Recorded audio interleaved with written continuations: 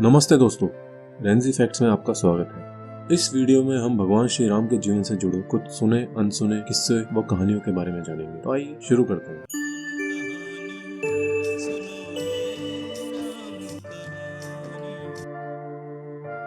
दोस्तों, क्या आपको ये पता है कि भगवान श्री राम ने मेघनाद से युद्ध के लिए लक्ष्मण को ही बार बार क्यों भेजा था?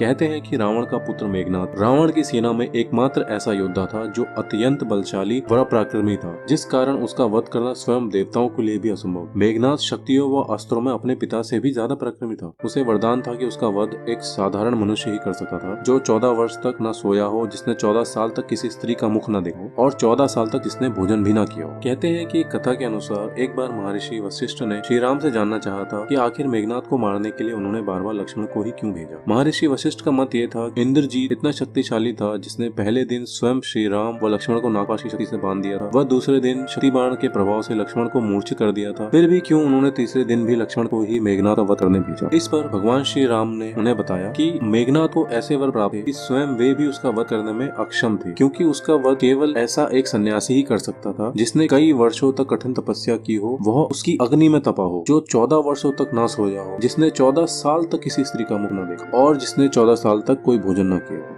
यही सब लक्ष्मण ने 14 वर्ष के अंतराल में किया था, वह मेघनाद को मारने में सक्षम हो पाए थे। कहते हैं कि लक्ष्मण जब भगवान श्री राम के साथ 14 वर्ष के वनवास में गए, तब उन्होंने अपनी पत्नी उर्मिला को अयोध्या में रहने का अनुरोध किया। इस प्रकार उन्होंने 14 वर्ष तक ब्रह्मचार्य का पालन किया। वह किसी पराई स्त्री का मुख तक नहीं देखी। इसी प्रकार भगवान श्री राम व माता सीता की रक्षा के उद्देश्य में उन्होंने 14 वर्ष तक नींद नहीं ली थी। वे दिन रात उनकी सुरक्षा में तैनात रहते। एक कथा के अनुसार उन्होंने निद्रा की देवी से 14 वर्ष तक स्वयं से दूर रहने को कहा था। वह उनके हिस्से की नींद उनकी पत्नी उर्मिला को देने को कहा था। इसके पश्चात लक्ष्मण 14 वर्ष तक सोए नहीं और उनकी पत्नी 14 वर्ष तक सोती रही। लक्ष्मण जी जो भोजन के लिए फल फूल लाते थे, भगवान श्री राम उनके 3 भाग करते थे। एक भाग लक्ष्मण को देकर कहते थे, लक्ष्मण ये फल रख लो। उन्होंने कभी भी लक्ष्मण को फल खाने को नहीं कहा। फिर बिना श्री राम की आज्ञा के लक्ष्मण जी उससे कैसे खाते, और इस तरह उन्होंने 14 साल तक भोजन नहीं किया। साथ ही लक्ष्मण जी ने 14 वर्ष तक योग व साधना से अपने अंदर इतनी शक्ति व ऊर्जा का संचार कर लिया था कि वह मेघनाद का वध करने में सक्षम हो चुके थे। यही कारण था कि मेघनाद से युद्ध करने व उसका वध करने के लिए भगवान श्री राम ने हमेशा लक्ष्मण का ही चुनाव किया। हनुमान जी का पंचमुखी रूप।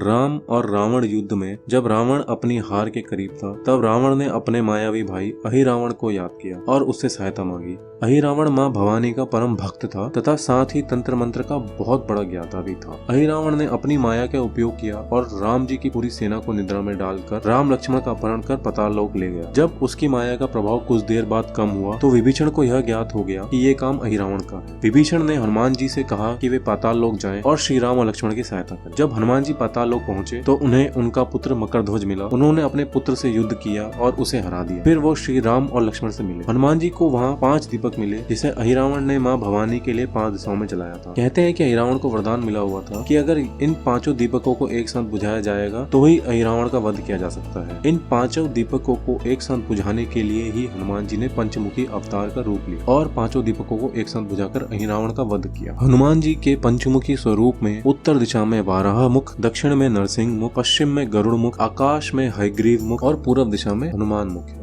राम रावण युद्ध के समय इंद्र देवता ने भगवान श्री राम के लिए अपना दिव्य रथ भेजा। क्या आप जानते हैं कि जिस सीता माता का हरण रावण ने किया था वह असली सीता माता नहीं, बल्कि उनकी परछाई मात्र थी। असली सीता माता को भगवान श्री राम ने हरण से पहले ही अग्निदेव को सौंप दिया था, क्योंकि वे जानते थे कि रावण इतना भी शक्तिशाली नहीं था कि वे माता लक्ष्मी के स्वरूप माँ सीता का हरण कर सके। और ये बात श्री राम ने लक्ष्मण को तब बताई जब वह सीता माता की अग्नि परीक्षा पर क्रोधित हो रहे थे। आपको पता है, पद्म पुराण में माता सीता के लंका में रहने की एक निश्चित समय अवधि बताई गई है और जिसके अनुसार माता सीता लंका में कुल 11 माह और 14 दिन के लिए रही थी। जिस दिन श्री राम पुष्पक विमान से अयोध्या लौट रहे थे, उस दिन कार्तिक मास की अमावस्या थी, जो कि वर्ष की सबसे काली रात होती है। लेकिन अयोध्या वासियों ने अपने राजा श्री राम के वापस आने की खुशी में पूरी नगरी को दियों से रोशन कर दिया था और दूर से ही देखने पर अयोध्या जगमगा कर आई। असंख्य दीपों के बीच श्री राम का अयोध्या में आगमन हुआ था और आज हम सभी इस दिन को दीपावली त्योहार के नाम से मनाते हैं। भगवान श्री राम ने माता सीता को वचन दिया था कि वे किसी और से विवाह नहीं करेंगे, इसलिए श्री राम ने माता सीता का त्याग करने के बाद भी कभी किसी दूसरी स्त्री से विवाह नहीं किया तथा हमेशा सीता को ही अपनी पत्नी माना। माता सीता का त्याग करने के बाद श्री राम ने भी माता सीता की भांति ही राजमहल की सभी वस्तुओं का त्याग कर दिया था तथा माता सीता की भांति वह भूमि पर सोते थे और एक सन्यासी की तरह ही जीवन व्यतीत करते थे। भगवान श्री राम ने पृथ्वी पर 10,000 से भी अधिक वर्षों तक राज किया और जिस स्वर्ण काल को हम राम राज्य के नाम से जानते हैं। भगवान श्री राम का सरयू नदी में समाधि लेना।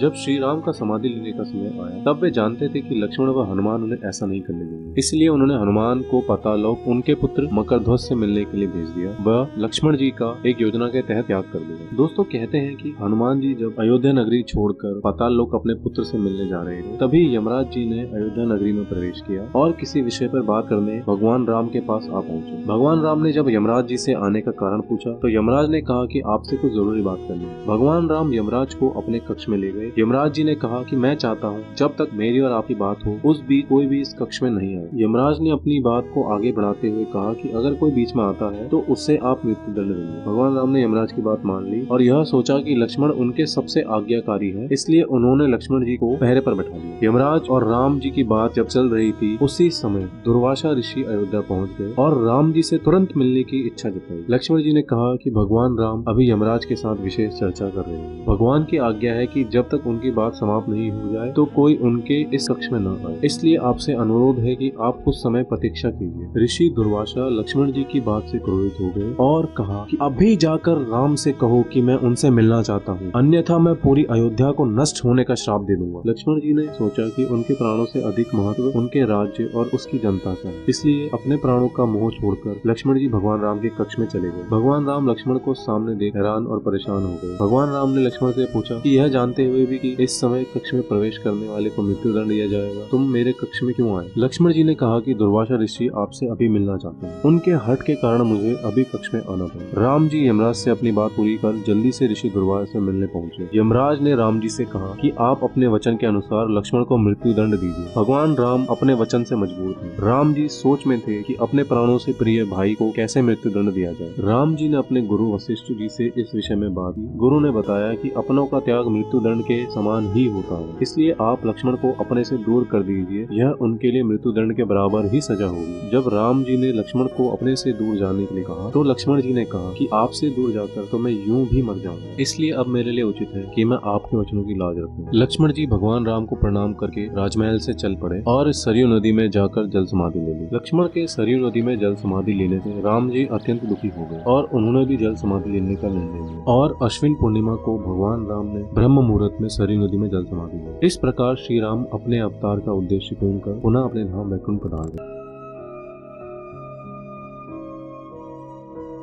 दोस्तों आपको ये वीडियो कैसी लगी कमेंट्स में बताइए। अच्छी लगी हो तो लाइक कीजिए और इस चैनल को सब्सक्राइब कीजिए ताकि हम आपके लिए ऐसे ही अच्छी वीडियोस लाते रहें। तब तक के लिए जय श्री राम।